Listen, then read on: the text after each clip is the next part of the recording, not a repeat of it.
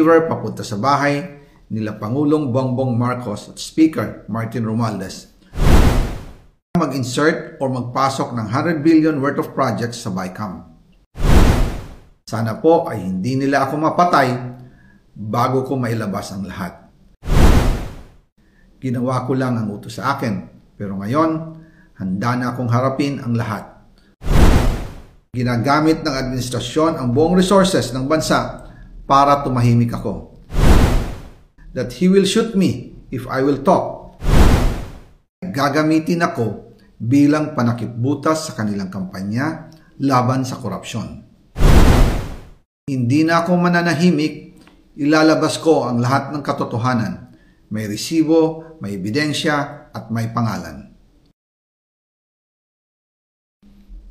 Para sa bawat Pilipino, alam ko na buo ang galit ninyo sa akin ngayon.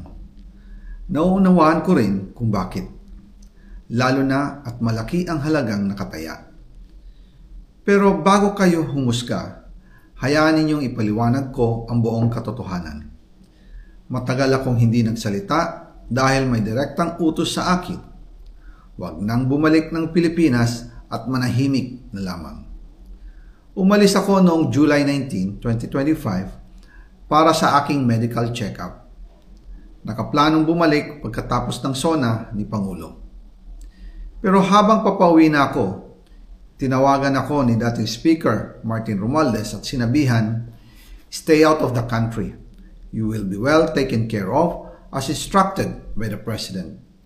Noon naniniwala pa ako sa kanila, kaya't hindi ako bumalik.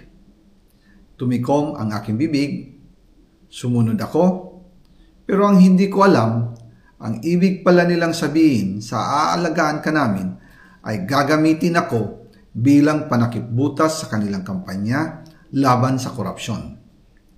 Ginawa nila akong poster boy ng kanilang sariling kasinungalingan.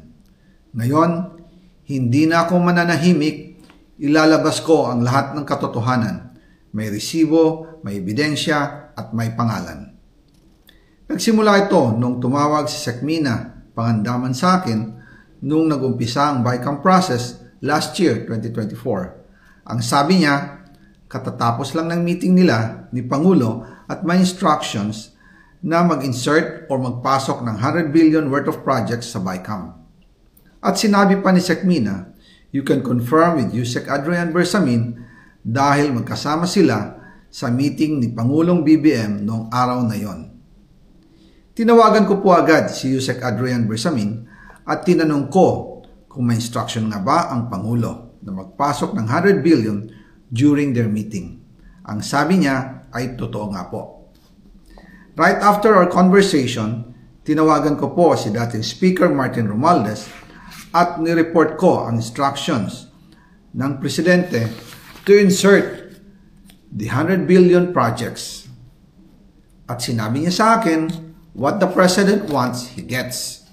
After ng ilang araw, nag-set po ng meeting si Sekmina Pangandaman at Yusek Adrian Bersamin sa amin ni dating Speaker Martin Romualdez sa Aguado Building in front of Gate 4 ng Malacanang at nandun din po si Yusek Jojo Cadiz. During the meeting, binigay po ni Yusek Adrian Bersamin ang listahan na worth 100 billion. Tinanong ko po si Yusek Adrian kung saan galing ang listahan. Ang sagot niya, galing kay PBBM mismo at binigay niya ito mula sa brown leather bag. Nung sinabi po ni Yusek Adrian Bersamin yung brown leather bag, naalala ko noong nasa Singapore kami right after the elections of May 2022 sa Hilton Hotel, kami ni dating Speaker Martin and PBBM habang pauwi at pabalik ng Pilipinas, hinabol ng PSG ang brown leather bag at ang sabi ni PBBM, maiwan na lahat, wag lang ang brown leather bag. Kaya naniwala ako na utos talaga ito ng Pangulo. Pagkatapos ng ilang araw, I informed sina dating Speaker Martin Romualdez, Sekmina Pangandaman, Yusek Adrian Bersamin, and Yusek Jojo Cadiz na kung pwede 50 billion lang ang ipasok sa program funds dahil so sobra ang DPWH funds versus sa DepEd. In practice, hindi pwede na mas malaki ang budget ng DPWH kaysa edukasyon. And yung balance na 50 billion, ilagay na lang sa unprogrammed funds for the 2025 budget dahil Office of the President din ang nagre-release ng lahat ng unprogrammed funds. Pagkatapos ng isang araw, tinawagan ako ni Sec Mina at sinabi ang mensahe ng Pangulo.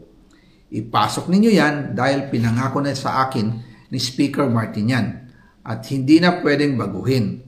Kumbaga, ang utos ng hari hindi pwedeng mabali. Again, I informed the Speaker and asked clearance about the instructions ng Pangulo. At ang sabi niya, wala tayong magagawa. Kaya po nagtataka ako kung bakit sinasabi ni Pangulo na hindi niya makilala ang budget, samantalang lahat na binawas at dinagdag sa mga ahensya ng gobyerno ay humihingi ng approval sa kanya si Sec Mina Pangandaman.